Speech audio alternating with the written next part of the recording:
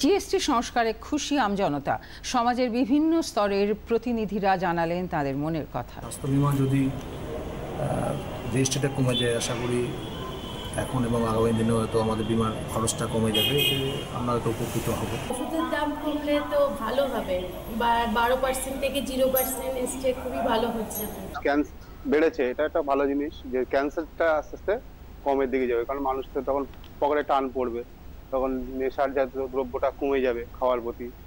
যে সিগারেট এখন তখন 6 টাকা কিনছে, সেই সিগারেট যদি 9 টাকা হয়, তখন মানুষ সাধারণ 10টা সিগারেট পেলে সে 5টায় আসবে, 4টে আসবে, 3টে আসবে, আস্তে আস্তে কমবে। একটা সুবিধা হয়েছে। অবশ্যই উপকৃত তো হয়েছি। আরো জানা গেছে যে জিনিসগুলো প্রত্যেকদিন আমরা ব্যবহার করি, তার দাম কমলে আমাদেরই সুবিধা, ঘরের কাজকর্মের সুবিধা।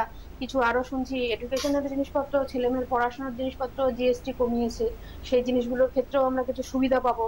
এছাড়া আরো কিছু জীবনদায়ী ওষুধ দেখা গেছে, মেডিসিন, যেগুলোর দাম কমানো হয়েছে, শূন্য করে দেওয়া হয়েছে জিএসটি। তো তাতে আমরা সমগ্রভাবে সবাই উপকৃত হবো আশা করা যাচ্ছে। মধ্যবিত্ত মানুষ হিসেবে আমি যেটা বলতে চাই, যে সরকার যেটা উপকার করবে, যেটা কমাবে, সেটা তো সাধারণ মধ্যবিত্তের ক্ষেত্রে সেটা সুবিধাজনকই হবে।